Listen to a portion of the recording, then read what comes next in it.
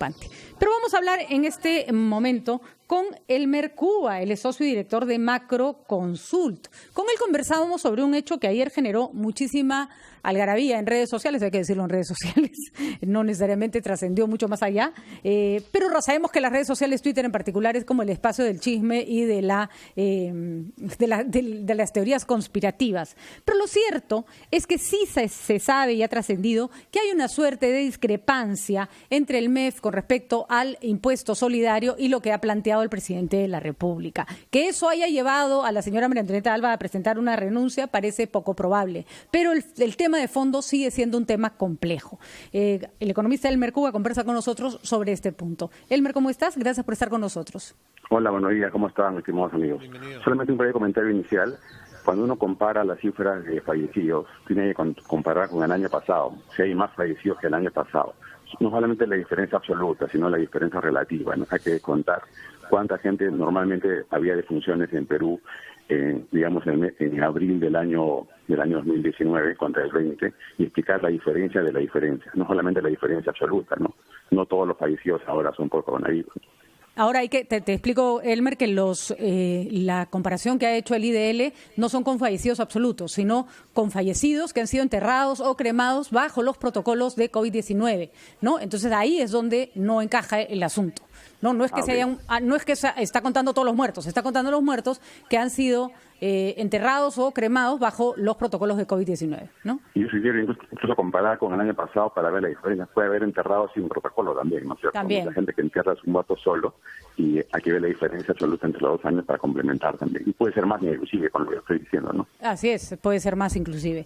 Además, recordemos que una persona que tiene una enfermedad y que no es atendida en un hospital porque hay personas que están porque el hospital está colapsado por culpa del coronavirus, es un muerto, digamos, colateral, un daño colateral del COVID-19. Claro, y lo entierran familiares y nadie más supo, solamente el funerario, ¿no? Sí. Y el registro público.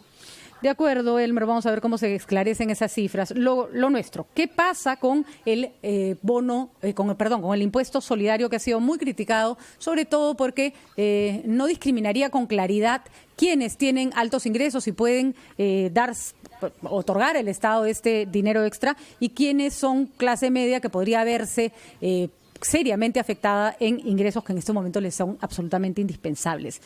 ¿Cuál es la situación? Sí, mira, hasta ahora el manejo de la economía contra el coronavirus ha sido en la dirección correcta. Todos han sido pasos. Se puede discutir el diseño un poco de la implementación y la rapidez de la reacción, pero en general ha ido por buena dirección. Salvo este último punto, que es un abrupto, que ya ha sido corregido, ¿no? ¿Por qué digo que es un abrupto? Porque Perú es el país más solvente fiscalmente de toda América Latina, ¿no es cierto? Y lo ha demostrado porque tiene espacio fiscal para responder. Luego lo ha demostrado colocando bonos hace unas semanas a tasas bajísimas históricas y con un exceso de demanda. Entonces no hay un motivo para buscar más financiamiento del déficit fiscal. Tiene largamente espacio para financiarse de los mercados internacionales y, por si fuera poco, tiene recursos fiscales más allá del Banco Central, que no son del Tesoro, recursos propios del Tesoro en los bancos, en el Banco de la Nación y en los bancos comerciales. O sea, tiene una cantidad enorme ahí. Luego, ¿cómo se financia realmente el presupuesto de Perú? Más o menos la cuarta parte viene por los TUPAS, lo que pagamos nosotros por sacar DNI, por varias cosas que pagan las empresas para pedir trámites al gobierno, al Estado peruano, en la cuarta parte. El resto son impuestos, ¿no? 3/4 partes de los ingresos del fisco son impuestos. La mitad de esos impuestos son IGB, impuestos indirectos. A diferencia del mundo europeo o norteamericano, donde los impuestos son más directos. Luego vienen los impuestos a la renta, a los ingresos, digamos, ¿no? Y ahí se dividen en dos. A las personas, ¿no es cierto? Y a la gente que no recibe ingresos por trabajo. Por ejemplo, tengo activos, alquilo casas, edificios, o tengo utilidades porque soy dueño de una compañía y reparto dividendos. Entonces, las compañías, las empresas peruanas, pagan 29.5% de sus utilidades, es decir, a su socio del Estado, que nunca puso un sol, le reparten 1/3 de las ganancias. O sea, de todas las ganancias de todas las empresas de Perú, 1/3 se las lleva el Estado peruano. Y así es en todo el mundo y eso es lo correcto. ¿Y qué pasa con las personas que trabajamos todo el tiempo? Solamente algunas pagamos. De todos los peruanos que trabajamos hoy día, o que trabajamos en enero, porque ahora hay más desempleo, éramos más o menos 18 millones de trabajadores que todos los días salimos a trabajar. De los 18 millones de trabajadores peruanos, solamente declaran 5 millones de impuestos de la renta, porque las demás están en el mundo informal, son independientes o trabajan en empresas informales y no tributan, no registran salarios, digamos, para salud o para las AFPs. Entonces nos quedamos con 5 millones de los 18 que sí pagamos impuestos, declaramos. Pero en el Perú, como se sabe, no se paga impuestos a la renta si ganas menos de 2.500 soles, por decir un número, son las 5 UITs. Entonces, claro, tú puedes declarar, tú eres una persona que gana 1.500 soles, eres formal y no pagas impuestos porque es inafecto. Solamente a partir de cierto momento comienzas a pagar. Con lo cual nos quedamos con apenas 1,5 millones. Te pedimos, por favor, nos esperes un momentito para seguir ampliando esta explicación que está muy buena de cómo es que hay un grupo reducido de trabajadores que pagamos impuesto a la renta y a quienes se va a gravar con este impuesto a la solidaridad. Antes de la pausa, por supuesto, tenemos que informar que en el sur, en Arequipa, esta mañana a las 7:59, hace poquito nada más, se registró un movimiento sísmico, magnitud 4,2, profundidad 26 kilómetros, un poco profundo, casi en la superficie, exactamente 35 kilómetros al este de Carabelí, en Arequipa. 4,2 a las 7:59 de la mañana, sismo en Arequipa. Ya volvemos.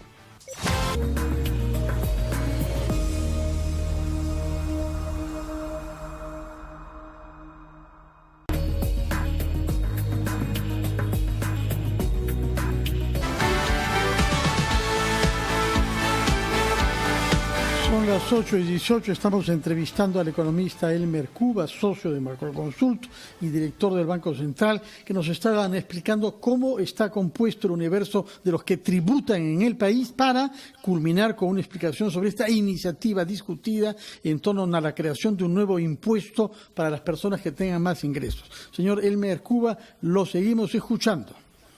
Sí, nos estamos quedando con un cachito de la recaudación, que es el famoso impuesto a la renta, que en el Perú se llama cuarta y quinta categoría, que son los independientes, digamos, contratados y los que están en planilla.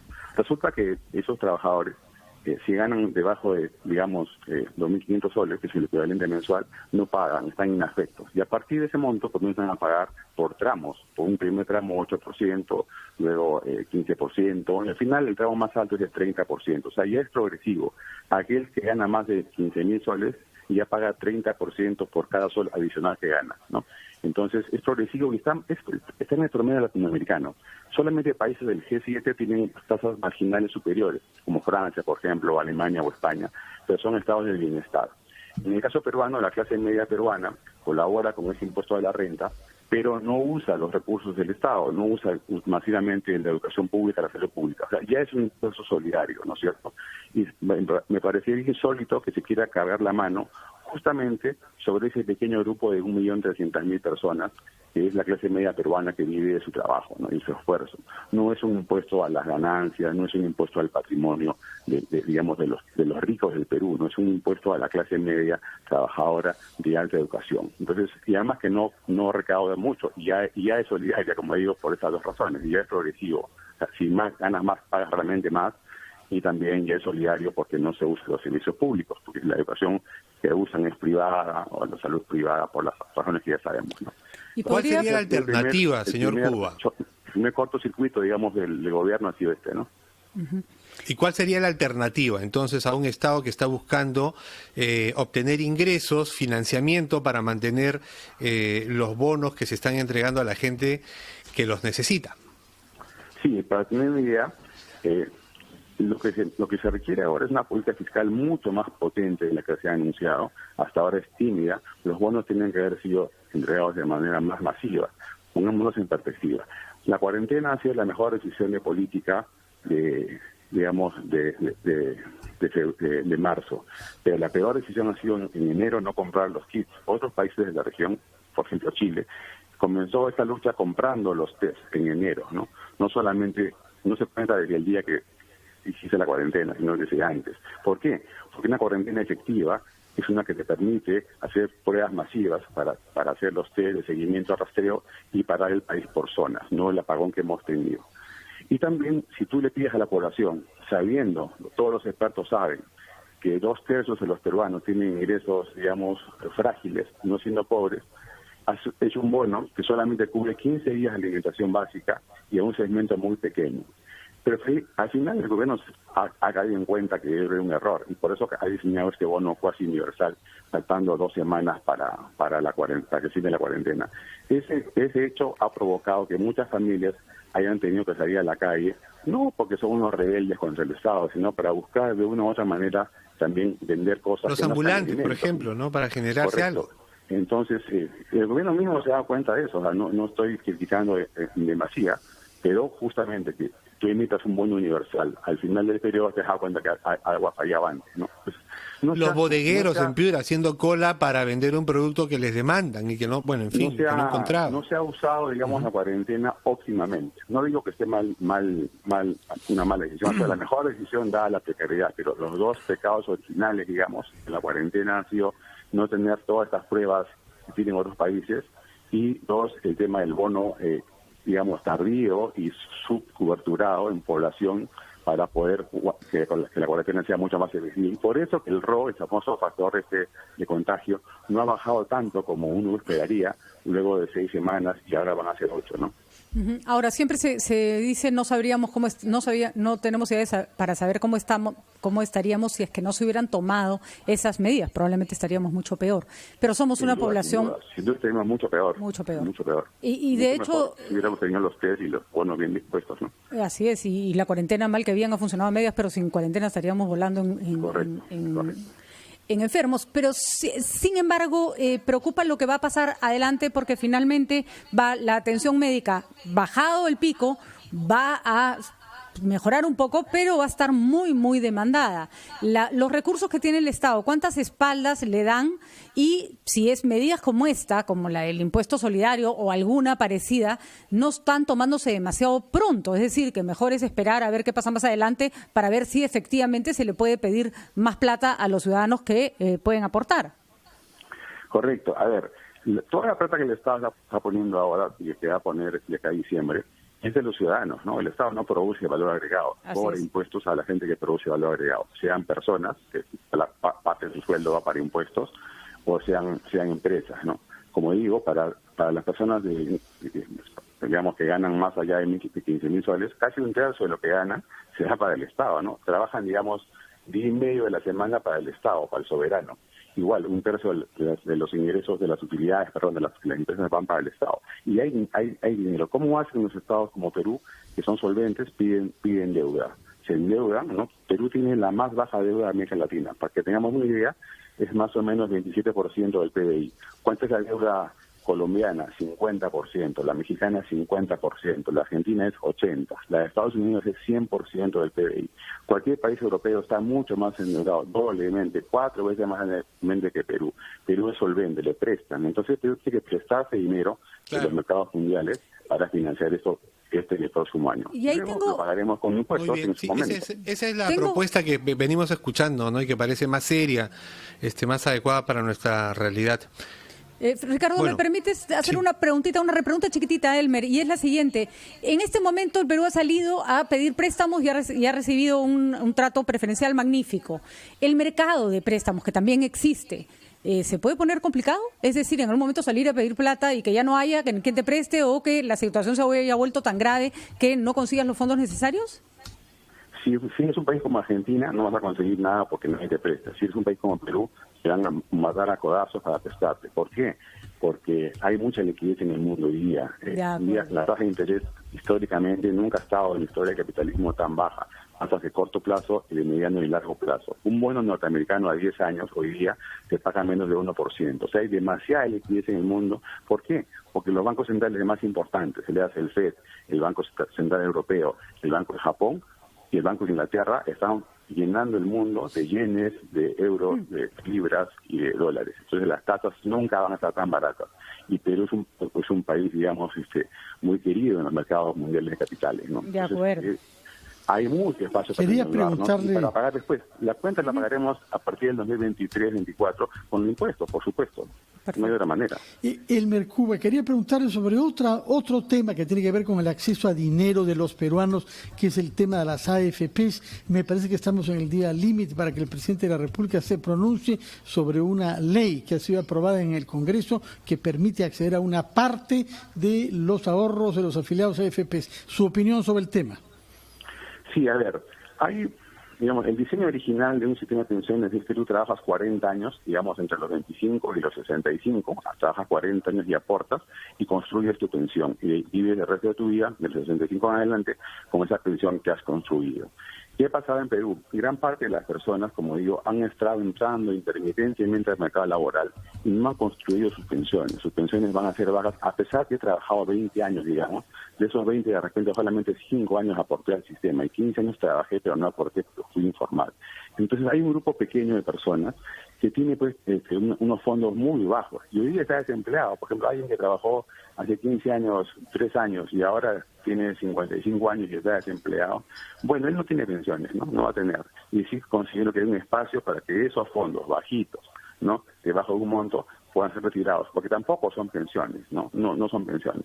Pero tampoco es una medida generalizada para así afectar las pensiones de gente que se va a quedar sin pensiones. Pues la gente justamente siempre le vamos a querer gastar lo que tenemos, ¿no? Entonces, por eso los estados en el mundo tienen pensiones. Por algo los países más desarrollados todos tienen un ahorro forzoso para tu pensión cuando seas adulto mayor. Por lo tanto, recordemos, no podemos destruir recordemos, Elmer, que el Perú se ha acostumbrado a sobrevivir sin pensiones. El día de hoy hay muchísima gente que no tiene pensiones y ahí está. Y yo pongo este ejemplo. Si tengo un hijo al que le tengo que pagar la universidad y sé que si le pago la universidad el día de mañana va a ser un profesional competente y me va a poder ayudar, ¿qué hago? ¿Invierto mi plata en que mi hijo siga estudiando? ¿O me guardo un fondo para el futuro que de repente no va y dejo a mi hijo desamparado sin que pueda estudiar en la universidad y le frustro un futuro promisorio? No es tan fácil pensar en el futuro cuando tu presente es muy riesgoso, es muy endeble. Correcto, por eso justamente en países más sofisticados las tasas de aporte son variadas. Si ganas poco, la tasa de aporte puede ser 3%. Si ganas mucho, la tasa de aporte puede ser 10%. En el Perú es flat, 10% flat. Si ganas el mínimo, te quita 10%. Si ganas 50.000 soles, te quita 10%. No ha sido graduada. Y parte justamente del diseño que hay que hacer de todo el sistema, ¿no? Pero de ahí a tirar por la borda las pensiones peruanas, hay mucho trecho. O sea, se puede hacer intervenciones más finas, como la que dije hace un momento, permitir que gente que está sin empleo hace 5 años, hace 3 años, o hace poco, y tiene fondos realmente bajos, que no tiene una pensión, hay que devolverla. Pero insisto en mi pregunta, Elmer, yo pienso, pongámonos en el lugar, te lo pregunto a ti, si tienes 2 hijos, 3 a los que le pagas universidad y colegios, y hoy día no tienes ni un ingreso, ¿vas a pensar en tu jubilación a los 50, 60, 70 años o vas a decir al demonio, les pago ahora el colegio y ya veré después cómo hago? ¿O dejarías a tu hijo sin educación? No, esa pregunta, esa respuesta es natural, ¿no es cierto? Si tú pudiese optar, puedes optar. Resulta que el ahorro es forzoso, ¿no? 10% de tu sueldo es forzoso que va al sistema. Pero justamente en esa línea el MES ha diseñado pues un camino intermedio, ¿no? Una propuesta con topes. Yo creo que esa propuesta con topes es la más razonable. La más razonable, de acuerdo. Para no destruir todo el sistema, digamos, ¿no? Eso parece mucho mejor, ¿no es cierto? Además, le das la plata a la gente todo en la mano y de pronto no hace un uso, por la desesperación, no hace un uso consciente o responsable de eso. Tal vez además darlo en fases y con topes puede ser una mejor solución. La economía es la ciencia de los trade-offs, la ciencia de los dilemas, y siempre hay que ir por el camino del medio, no los extremos, ¿no? Muy bien, Elmer, clarísimo entonces lo que está pasando con nuestra... Incluye, justamente la decisión de cada 2 semanas, ¿no? La salud y la economía, aquí por el medio, ¿no? No hay manera que sigas una cuarentena mucho más tiempo, ¿no? No, sobre todo porque los efectos de la economía tienen que ver también con la salud de los peruanos. Es de ida y de vuelta. Como dice, hay gente que dice, no me moriré del virus, pero de hambre tampoco me quiero morir. Son las 8:31 de la mañana. Le agradecemos al economista Elmer Huerta que haber estado con nosotros para ayudarnos a entender las medidas que está tomando el gobierno y cuáles son los caminos más apropiados. Muy buenos días, Elmer. Gracias. Un gusto. Vamos a hacer una pausa y luego cuando regresemos estamos ya con Carlos Villarreal, que tiene información desde el Congreso de la República. Carlos, espéranos un momentito, por favor. Ya volvemos.